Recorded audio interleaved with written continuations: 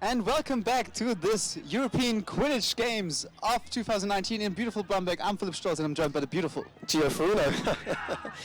So now we have the Irish Quidditch team and the Spanish team. How do you think this game's going to go? I gotta tell you, I think this is like one of the more like equal matched up games, but I would think that the Irish people will have it, actually. If they don't burn. If they don't burn, yeah. That's their biggest enemy this weekend, the sun. And I've already seen them like handing out flutes to like maybe fiddle their way into some rainy days, but I'm not sure if this is gonna work for like the German weather gods today. I can't see a single cloud anywhere on the horizon. There is not a single cloud. Even yesterday, I tried to make a joke about being cloudy and I couldn't even find one. There was a plane that flew over and I tried to claim that was a cloud, but it didn't quite work. It was a good try, though. I tried, don't forget it. Yeah, what do you think? Do you have the Spanish or the Irish as the favorites in this matchup? I think it's still going to be close. I think the Irish have a better synergy with a lot of them playing for Dublin and have played together for a long time. So they have the synergy there. The Spanish team, maybe, but I'm not too sure. I don't know much of the Spanish team. Whereas the one players I do know is you've got Alberto Garcia, number 33, plays for the London Unspeakables. Yeah. And you've got Mariana Paraquin, who is the near side beater, number 18, I believe. Number 19, apologies.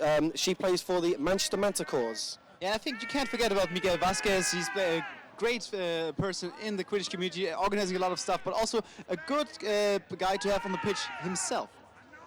Well, the ref's about to get ready. Oh, when we've got our AR ready, sprinting over. Government's got to make sure they're all lined up correctly. Brooms up. Brooms up court. First the ball, Spain, driving through. Oh, it! It starts. Matthew Drummond, number 7, phenomenal hit, colloquially known as the Cannon. Okay, thank you, Nicholas, for putting down the brooms because I want to talk about that. You just saw the bludger fly and getting right on the dot, right on the money. So Matthew Drummond, number 7 for the island there, plays for, again, the London Unspeakables, so they know, he knows the London team somewhat. Nicknamed the Cannon. The Cannon. So Drummond is all instincts. If there's a ball nearby, Drummond will either take it out, throw a bludger or go for a tackle. It doesn't matter, Drummond wants that ball. Yeah, in this case, he got that ball and got it right on the head of the attacker of the Spanish. Nevertheless, I think, was there a goal or was it? I think it was called no good. Yeah, no good, right? Let's have a look. Yep, yeah. No good. 0-0. There we are. See Drummond with the nice beats there, goes for the shin and gets control back. I love what Drummond's doing. I got to remember his name. And a bit of a loopy shot. And Spanish wanted to do it fast. Great pass. Should be goal. That was a smart pass there, running towards the right-hand side. Well, there was a beater there, and they again went against control. That's a very unconventional way to score. Running into control, but somehow coming away with the goal. Yeah, I think maybe this Irish were a bit too hesitant to go for the beat. I think they need to decide quicker on getting Adri out. This way he could get the pass over to Kevin Vegas. And yeah, that's an easy goal. Very smart link-up play there. Oh, so the first goal was given good. Score is 2-0. 2-0, all right. So let's see if Ireland can come back. This is how I kind of imagined it a little bit. Ireland typically play a bit slower to begin with, but need to kind of chill, go for when they can. But what they are is a very physical team. They love to drive, they love to shoot. Philip Moore with the ball. Yeah. Played for Team Europe yesterday, driving through 2. Oh, great save! And great save. Very unlucky there. But Philip Moore still, oh no, he doesn't. All right. Came away with the ball though. Yeah. But I want to give some credit to the chaser of the Spaniards here, number 6. That's Blanca Brenes. She just saved that goal by getting the hand in front of Philip Moore and like deflecting the ball from going in. See, that's the thing, is those kind of group tackles when you can have 2 or 3 people tackling at the same time is very important. The more the merrier. Exactly. Drummond taking the exchange there, doesn't care. Oh, great synergy there. Adri with the quick pass, but Stevo intercepts it. There is 2 bludgers. Stevo's still going forward though. And I wish that Philip Moore would have maybe gone for the long pass as an option there.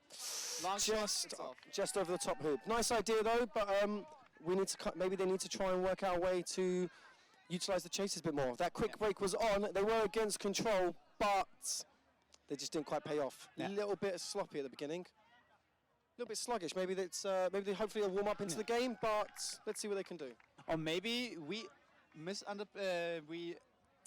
underappreciated the Spanish 2-0, and so far their defense is on point, and their offense seems a bit more dangerous than the one of the Irish. So I think the Irish team know that Alberto Garcia, number 33 on the far side, loves to play receiver. Nice little pass. Great. Great. There we are. Alberto is one of the most dangerous behind the hoops receivers in the UK. Yeah. Very well known. They're known as a human highlight reel. For plays like that, very good synergy. Saw the drive being made, broke away from his marker, Yeah. caught it in the air, which is quite While moving. while moving, Yeah.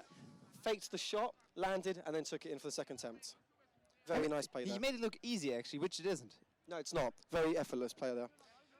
And we have Tara who passes to Carl. See if they can pass it back to Kane at the back hoop. Kane's calling for the back. Passes to Kane. Ah! 2 hands of the catch, but they're still in. Let's see what. They're still in bounds. Still in bounds. Oh, unlucky. Quick work here done by Mariana Parroca. Nice beat there. And we have Spain with the ball, collecting it. Score is 3-0. Nice beat from Hector there. Yeah. Maintaining control. Very good beat. Vegas, again, he's got so much time to distribute these passes, and they're right on the money. And Alberto collecting the low pass, faking the shot. Alberto absolutely adores the fake shots. Goes for the pump, everyone jumps, and then he gets on the second attempt. And if you have an opponent that often pump fakes, do you go for the tackle, or what do? Do you try to rip out the pump fake? I think you try and kind of block, you keep your arms up, but you don't jump. The moment you jump and you leave the floor, you can't really defend that. The second shot will come in, and it'll be a nice, easy goal. Ireland very cleverly taking their time out there. They're 4 points down, so they're not out of it. No. But they got surprised a bit in the early minutes of this game. Spain came out of the blocks really strong, and I think that's how you can upset teams, especially early in the game. In your first game, if you can come out of the blocks really strong, you can take a team away, take a team by surprise. And if you get 3, 4, 5 up, you're out of range. Yeah, exactly. I would maybe suggest, and I want to hear your thoughts on that, or maybe switching the defenders on Alberto, because maybe he seems a bit too fast to get rid of his opposing. And on number 10, Vegas, he only seemed like a distributor and doesn't seem to drive that much. Maybe a switch is in order? So another tactic you can do is you can set, especially even if you have or haven't got control, if you set your beaters at the hoops, assuming that that pass will come in, and the moment that pass is there, you immediately turn 180 degrees and make beat for Alberto. If he dodges, fair enough, but at least you're trying to change it up. Yeah, and at least you're making it harder for him, because so far he seems to have like a cakewalk in the whole defense. It's a walk in the park. Walk in the park. Thank you very much. I love how you're educating me during this game. It's a walk in the park or a piece of cake. I like cake. Okay. So when you mix up metaphors, it's known as a malaphor. I'm so sorry, guys. I'm butchering your language.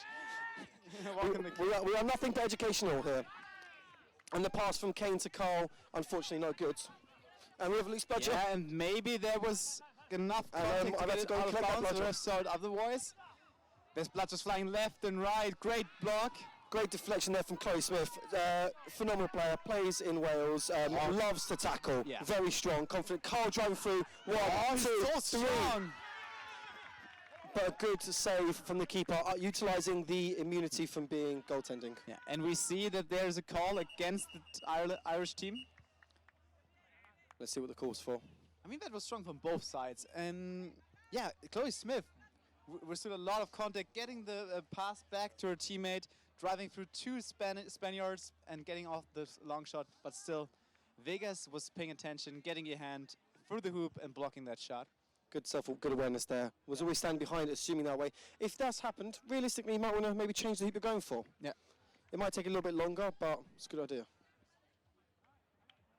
It appears there is a bludger turnover against Ireland.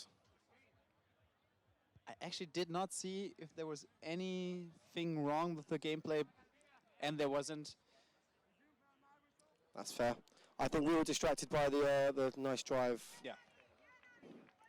So you can see that Ireland are a nice try attempt to tackle. And misses. Yeah. His passes are more accurate than his goal shots so far. It's a different technique, and when you have someone like Alberto,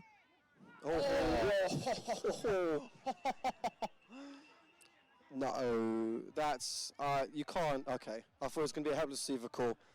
It's just a tackle with an off-ball player. But nice aggression though. That's what I think the Irish team needs. Yeah, exactly. They need to be making those hits. And imagine, like, if the Spanish chaser would have caught that ball, it wouldn't have been a foul. And Chloe Smith was right to go for it. She can't anticipate a missed catch. You always have to assume the other team will catch. Yeah. So. Yeah, no harm, harm and foul, but everything is in order. Nobody's hurt. We can continue, and Chloe Smith will have 1 minute time to think about what she just did, catch some air. I think she made the right choice personally. Pass it back to Alberto. Same. Alberto to the left to Adri. Is that in? It's not in. No good. Barely brushes the hoops. Now on the second try, it's right through the middle of it. That one's in. Oh. So, the thing with Alberto is his catch radius, which means the area a pass can go to him, in which he can comfortably catch it, is phenomenally large. Yeah, in basketball we call this gravity, because if you have bigger gravity, the bigger your impact is on the field. Alberto driving through and dunks it through the top hoop. Oh, beautiful, I love that shot. Nice attempt in the stop there from Kane, but Alberto, who is a basketball player as well, you can see that in the that was a tomahawk dunk. That was a tomahawk dunk right there. When Alberto gets going, has a bit of confidence, you see some windmills, some 360s. Alberto absolutely adores the flashy show play. I adore it as well, man. Give it to me, especially when you're in the live stream. Alberto behind the hoops, goes through one. Is it going to pop off to Alberto? No, no goal. That was like one of the more unlucky shots there. See, sometimes again, if you put your hand through the hoop, you can't miss. Yeah. And still, there's still a scrum going on in the keeper zone. It's now getting cleared. That's a smart play from Spain, though, tying up the quaffle at the other end so you can get reset on defense. You may lose one chaser, but you have the other set up. Yeah, and so far, Ireland did not find any answers for this lockdown defense of the Spaniards. Ooh, there's maybe two hands there by Adri, but he's going to pick up the quaffle, and man, this guy is quick. Man, this guy is quick. But nice link-up play there. Chloe trying to go for the hit. Philip recovering with the hit as well, but the pass was there. Yeah. And that's a very good heads-up play.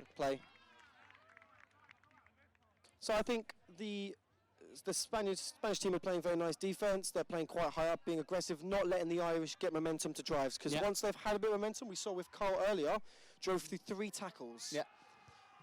The Irish team are, I think, physically bigger. They look a bit stronger, but the Spanish team just have got the tactical knowledge to kind of beat this. Exactly, yeah. They're trying to get... Ooh. There's no bludgers driving through, pass over the top, and the pass is too high. So what the Irish did really nicely there is they beat out... yeah, Chloe Smith still got it. Will not be brought down, not in. Goaltending. Slack still goes through. All right. There we are, yeah. And the ref just kind of confirming the call. Yeah.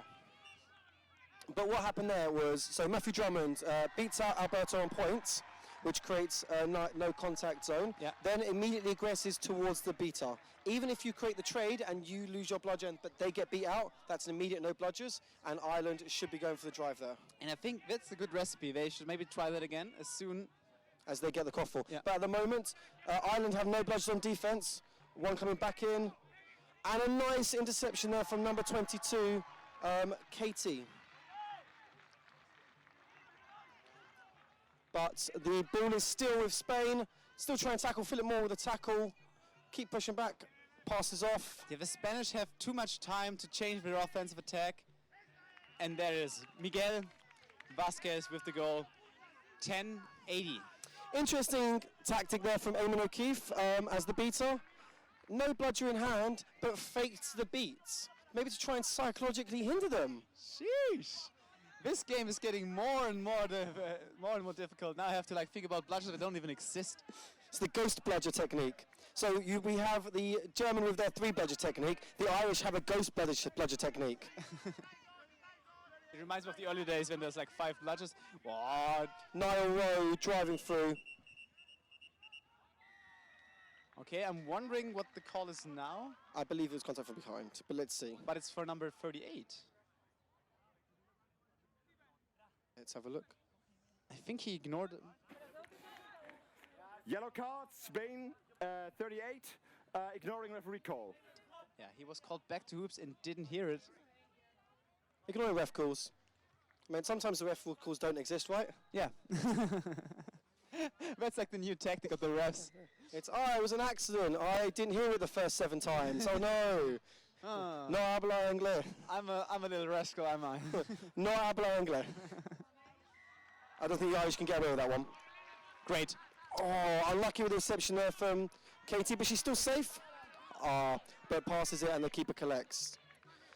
So the Irish team to look to be a bit more dynamic now. They're making those passes. They're creating no bludger situations, but unfortunately the chasers aren't quick enough to react, in my opinion. Yeah, and when they do, they seem to lack this last 5%, like catching the ball in like a difficult situation, getting it to the right partner. Sloppy passes here or there. So where you can see Spain are a bit more patient against no bludger calls. Yeah. Waiting for the no bludgers to be truly there and then driving through. Yeah. There is no bludgers, no bludgers. Yeah, but they are like on the left-hand side. It doesn't matter, there are no bludgers. Go on, Steve-O, drive it through. Let's see, Steve-O's got a bit of speed. But Steps 1. Driving directly into 2 opponents, that wasn't the right call. Oh, nice pass there. And Amy Donahue with not the goal. Second try. try. Top. Intercepted. And there we go. That's what we need more of for the Irish. Some scrappy offense. Realistically, Steve-O probably shouldn't have driven it 2. Yeah.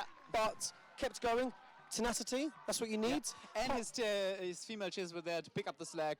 Passes it off to Katie McGowan in the middle, yep. Who then does a very nice improv, one-handed slap pass to Amy Donahue at the back. Unfortunately, the first one doesn't go in, the second one doesn't go in, but the third one does. You've got to keep trying until that ball goes through the hoops. Yeah. But now I want to see some stops. Their defense has to get some contact right now, like this. Great. There's now no bludgers. But they're slow to pick up the ball. Amy Donahue, nice take from Kane though, but pass it back, running at 1. The pass is there. They're beat out, and the goal is through. Great job by number 9 of Spaniards. That is Ache. He has great, Angel with a great beat there. And very nice patience from, I believe that's Sim? Yeah. From Sim, number 33 of the Spanish team. Saw that the Irish had a bludger, waited for the support, and then when the support was being marked out by the bludger, took that extra step and took the shot. Pass off to Kane near side. He's marked by Miguel. Good deflection from Mariana, who then goes for the press, passes back out behind, and that is off the boundary. A sloppy pass in the back of his chaser. Dana. But we have an inbounding, and it's a brooms down, trying to get that quaffle. I gotta tell you, this game is not as close as I thought it would be. I agree. The Irish seem to have a lot more control with the bludgers, but they don't seem to be utilising it. I think in the chasing game, that's where Spain is really like putting the stamp on this game. They're passing better, they have better routes, and so far they're dominating this part of the game. So it's an inbounding for Ireland, and Dana passes over the top with no support, collected by Shim. Passes back to the keeper, who is now immune. Yeah. Maybe should have used a bit more of the 5 seconds there for the inbounding. Yeah. So when the ball goes off, either with a quaffle, you are allowed 5 seconds to return to the ball to the player field. I mean, especially when you don't have any passing options, you should have at least tried to get one. Carl was trying to support, but unfortunately, it wasn't there. And the ball is now at the keeper. There is, kicks it back, unlucky, and control is maintained through Spain. Yeah, Press is coming in. Nice beat out there from number 2, Eamon O'Keefe. Okay, Ireland, now take some air and get this offense through. But that was such an unnecessary pass here, come on. Yeah, but there we are, long pass over the top, bounces again. Pass on the left-hand side, Miguel. Nice collection from the backside, passes again, and a great shot. Beautiful. And that's like these passing options that Ireland has but can't really like fulfill because their passes are not on point as the one of the Spaniards. So what Ireland are trying to do a lot is pass over the hoops as opposed to round the hoops. Spain, the only time they're really passing over the hoops is when they've got Alberto on, and the pass is always going to Alberto because Alberto can catch anything. Yeah. Big fan of Alberto, personally. He'll enjoy this when he listens back. But unfortunately, Ireland aren't utilising the no bludgers that they're getting. They're being pressed and they're getting turned over like that, and it's a nice, easy goal for Spain. Yeah. All right, Spain showing us that they have something to prove in this tournament. We didn't include them in our 6-team favorite panel, which you can see after this game. And maybe we should think about that more carefully as they put the 20 to 120 on the scoreboard. I think the Irish team there was a bludger on the far right-hand side of the pitch for in the Spanish keeper zone. They didn't really know where it was. The beaters were a bit slow to go and collect it, but okay, let's see what they can do now. Balls over the top, passes it, and a very nice save from the keeper. Unlucky, Katie McGowan was unlucky there. Matthew Drummond's got the bludger, sends it back smartly. But at the same time, the Spanish very quick to attack, but Steve-O is there. Nice collection from Steve there. But he's still surrounded by Spanish chasers. And his beater's going to go and support him. Smart play. Let's see. So, score is 13-2 or 130-20. Not 130 to 2. Yeah. That would be an absolute blowout. But let's see. What do you think Ireland can do? Like, they need to open up their play style. They've already used their timeout. Maybe they used it too early. Yeah. But yeah, absolutely right. That's as slow as you can slow ball, and it was too slow. Delay of game. I think there's no argument there, is there? I don't know. I thought he was moving pretty fast. Was he? Yeah. But like relative to a snail, yeah, light speed there. But for a Quidditch player, that's very slow. Yeah. So let's see, can they score? Nice pass off, and it should be a nice goal. No chance for Chloe Smith. Chloe was unlucky there.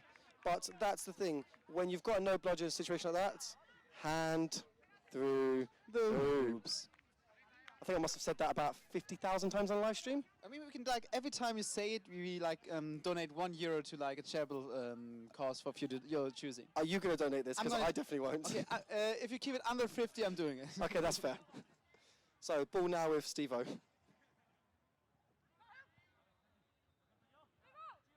Looks the pass, and nice pass. That was a good pass, good reception. And unlucky there, no good. But that was a nice bit of movement there. Yeah. Chloe Smith wanting that pass, gets it, and Stephen makes a nice pass shot, but unfortunately, not good. And there's the beat. Very nice play there. Good link-up play from the beater and the chaser for Spain. Drivers on. Let's see. No bludgers. Pass over the top. Good save though from Tara.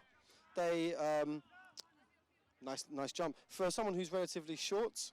Managed to get very good vertical. Her instincts helped her in this decision. Yeah, grabbing that quaffle out of thin air. Yeah. So let's see. They're driving up the pitch slowly now. They don't seem to have any ideas how to like create some gaps in that defense of the Spanish. I think the thing is as well, what Ireland are doing, which isn't working, but they're still doing it, is this pass with like the behind the person pass. And there was a foul by the Irish, apparently. I'm not too sure. I mean, the passes are now coming better than before, but still, there's too many chasers in the keeper zone to defend or deflect any shots on the hoops. It doesn't seem to work with their current offensive strategy. And why are they not driving as much? I think the Irish have the tools to maybe put on some picks, get some pick and roll there going. Maybe they don't know picks and rolls, unfortunately.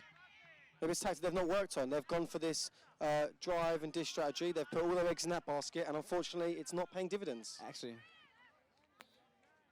I think a nice pick, or even setting a pick for a receiver behind the hoops would work quite nicely. Yeah, and an off-ball pick is can be just as efficient as an on-ball pick.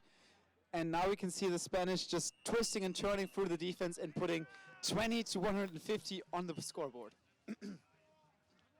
It looks very easy for the Spanish. But this, as we said earlier, this is not a game that we'd expect to be much of a blowout. Yeah, exactly. I mean, the Spanish show us that they should be a force to be reckoned with in this tournament. But is that because the Irish team wondering the are same, yeah. weak, or is it that the Spanish team have played so well? I think currently, the offense of the Spanish and defense is quite good. I think it's the Spanish playing good Quidditch. They're just playing very smart, but was not smart. That's Yeah. misses. Again, hand through the hoop. Wait a sec, I'll get my wallet. He's actually walked off. It's just me on my own now. He's gone. He's going to find his wallet. But let's see. So the snitch is on Kieran Smith, seeking. Snitching.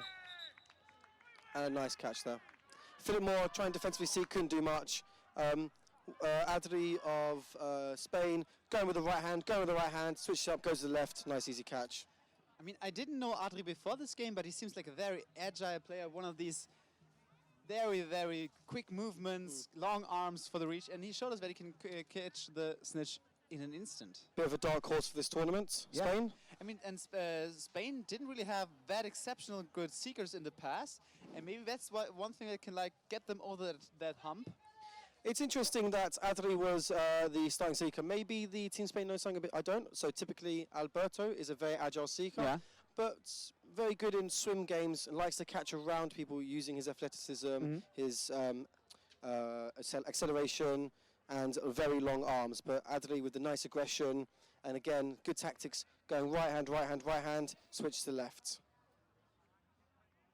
Let's see if they call it good though. I saw it and I thought it was good. You were still getting your wallet, so... Yeah, I just heard that the noise of the pants, the pants of the snitch went a long way from his hips, and maybe he thought there was a lot of pant contact, but I think it was just that the sock was sticking very good to his pants. I think that he grabbed the snitch sock and the pants came down with the sock. Exactly. But let's just see. Oh, we got a screen now. We've now been gifted the power of a screen. So we have to kind of like strain our eyes in this lovely sun. Nice dodge by Chloe. Philip Moore trying again to defensively seek, but does not have a chance. But going for the cold catch, but unfortunately Adri gets that again. Philip Moore going to look like a defensively seek and then trying to go for the cold catch, and in that moment, Adri gets it again. But let's see if this time is good. Kieran Smith, our snitch, was falling down, but appeared to still be on their feet. But let's see what the refs give it as.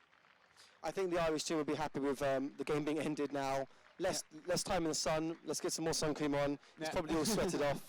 I mean, what do you guys think? Let us know in the chat. And what do you think about this new angle we have for your camera on the snitch cam? We have it a little bit elevated on the pitch. Do you think that's good? And let us know how we can improve the live stream for you guys at home. I think a little bit elevated is a bit of an understatement. We have a whole scaffolding rig set up. There's no way you'd catch me up there. I would not go up there. Are you scared of heights, Gio? No, I'm actually not scared of heights. I'm scared of that scaffolding structure. It's actually held together by a few bolts and some tape, I think. So I'm hesitant. Catch is good! Catch is good.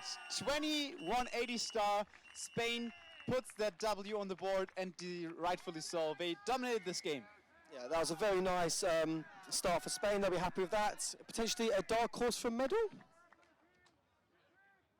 Do you think? Potentially dark horse for a medal there? That would be a stretch, and at this point I need to see how they work against like a tougher defense. But for now, they kind of surprised me, and I think I need to review my own opinions on Spain. This is a good team. I'd be interested to see what a Team Spain, maybe Team Norway matchup, or Team Spain, Team Italy matchup. Yeah, exactly. Where it's that kind of 7, 8, like just below the upper echelon of teams, but still very good competitive teams. Yeah, I think they can aim for the upper echelon of the Quidditch teams in Europe. But so far, that's enough from us, and you're going to hear about something from us in the following segment. We have some little information about the top teams in store for you guys. So stay tuned, and that was Philipp Stolz. And Gio Farino. Gio, do you want to give it to Gio Farino? No, because we're going to our desk next. Yeah, okay.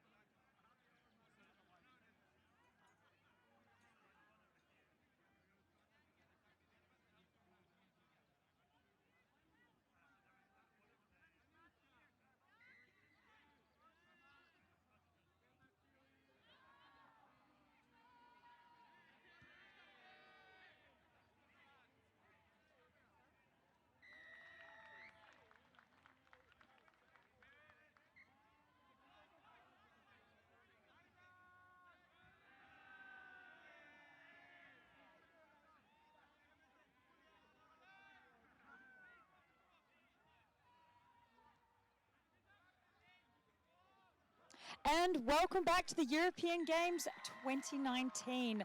I am your analyst, Jandals from New Zealand. And Jorge Alberto Coronado here for Team Mexico, doing a little European review and analytics of how these Europeans play. Fantastic. So it's been a really awesome game to watch. We're just going to jump straight in and go into Ireland. So what were some of the things you noticed on the Irish play? So early on, Irish definitely had control of the beater play. They had bludger control at the start of the game, but they really fell short on utilizing it. It didn't seem like the beaters were working really well together or in tandem, and they kind of fell out of sync early on in the game, and it definitely affected quaffle play for Spain to be able to capitalize on. As well, if I could say on the chaser side of things, I noticed that the Irish are really not afraid to drive.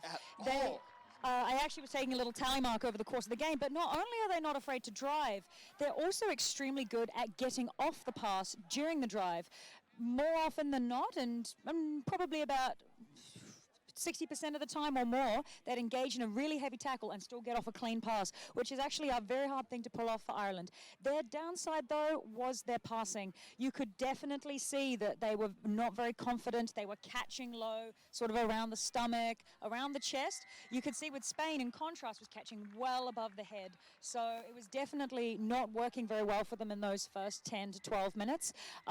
Those mistakes really allowed Spain to capitalize on them. Yeah, and as soon as Spain got that breakaway, they just continued the passing game around the hoops. And the difference between these two chaser games were really Ireland going in for that contact first and then trying to pass, while Spain was keeping distance away from the hoops and trying to absorb a beater and get the pass off instead of going straight for the score.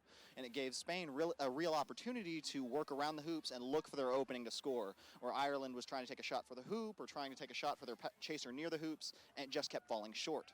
And I think one thing that a lot of the problems with the drive is, as well, when the Irish did engage in those tackles, they had a tendency to really hunch over the ball, like really get down, and a lot of their chasers, their supporter chasers, were just standing there. They were not collapsing inwards to support their chasers. And contrast that to Spain. They're running all over the place where they'd throw one at the hoops or a pass, and the chaser would catch their own shot. Ireland was just not quick enough on their feet to keep up with Spain this game, and I don't know if Spain's going to run out of energy early or if Ireland's just holding back because of the heat. But it was definitely very visible on the chaser front, and which was the more athletic team this go-around. But then the best thing I think from Ireland now is to stop adapting to other teams. You actually could notice later on in the game they started spreading out a lot more, doing further passes. They actually managed to warm up a little bit, so then by that stage their passes were being a lot higher, more to the chest, less down low. But even then, it kind of really affected their ability to tackle. So I would actually say going forward, Ireland should really focus on their driving game, because I want to switch over to the Spanish side and have a few comments for them. So what would you say on the chaser side, or the beater side actually, of Spain? We've already talked a fair bit about the chasers and Spaniard side. I, again, loved seeing them run around, but the beaters for Spain were much more strategic. While they didn't have control early on in the game, they waited for their opportunities, and they didn't overcommit themselves while their team was on offense. One thing that Spain did really well was holding their beaters on defense more to protect their hoops, instead of bring both beaters or a single beater up like Ireland was, losing bludger control and allowing the fast drives that Spain was able to capitalize time and time again on.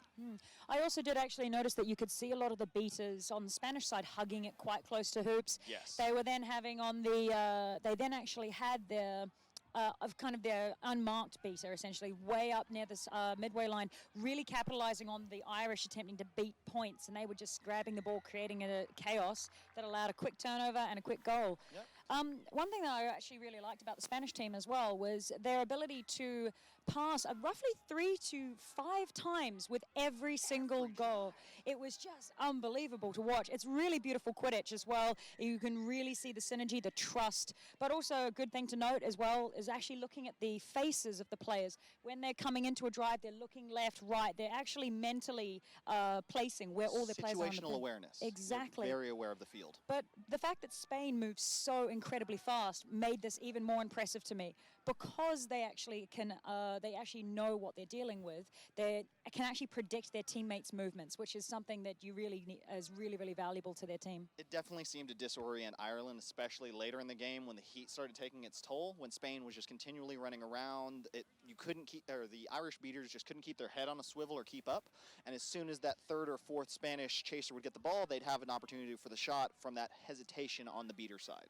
But the other thing to also bear in mind as well, although their speed, that is a huge benefit to the Spanish team, it's also, I think, going to be their downfall later today.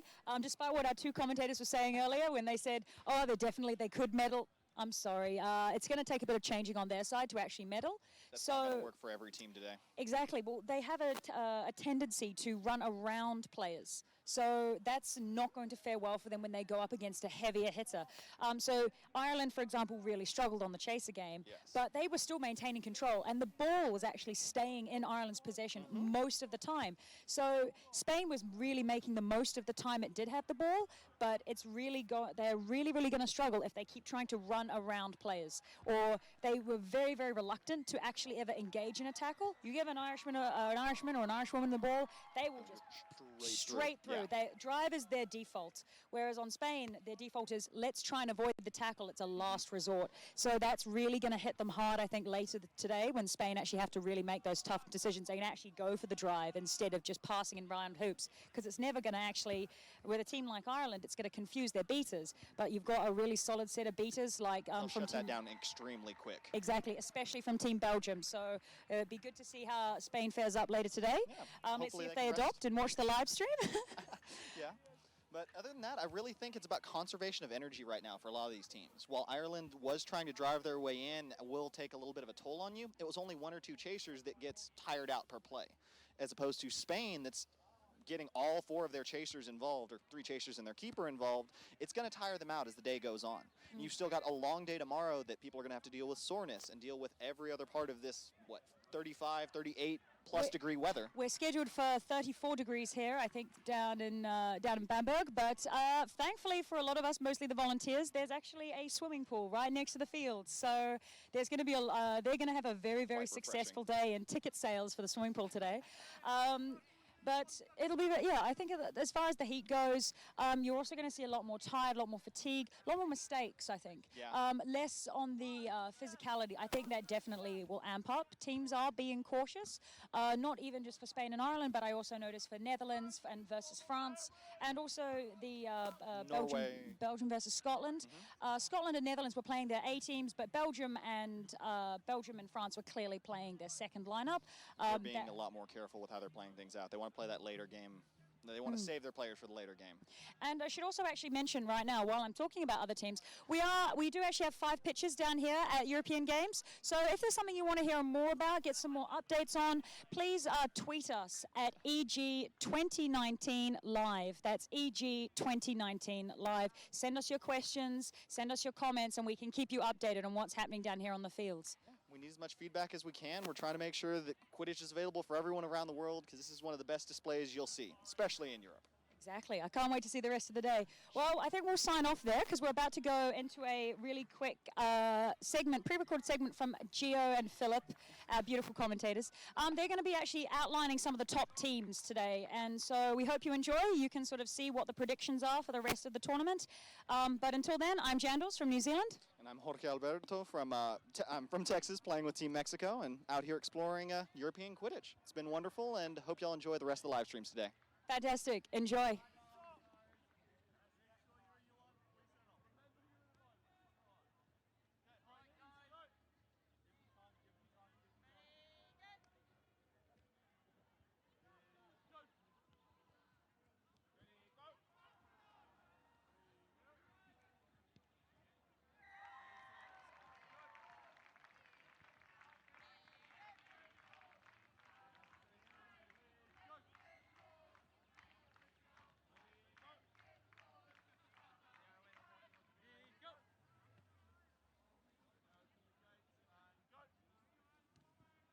European Games 2019 here in wonderful Bamberg. We're having this great Airbnb here right next to Bamberg for ourselves, Gio and me, and we're going to talk about the few teams that are going to fight for the championship in this year's tournament, and we're going to give you a quick introduction to each of them.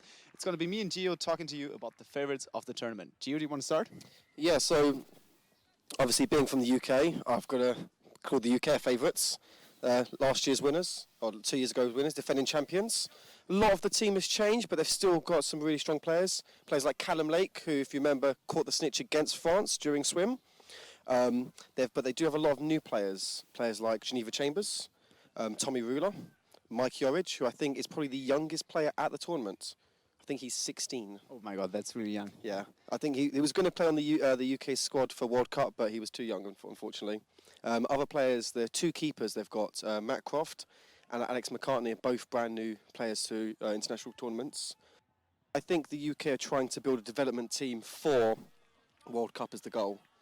But some notable names missing: Lucy Quidditch. Oh yeah, we're missing Lucy Quidditch on the pitch. Get well back soon. Get back on the Quidditch pitch. And with this young team, do you think there's a lot of improvement going on in the tournament for UK?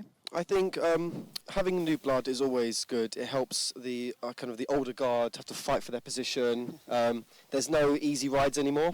There's a lot of people coming through the UK scene, and that competition I think should hopefully spur them on to do well. I'm not too sure if they'll win.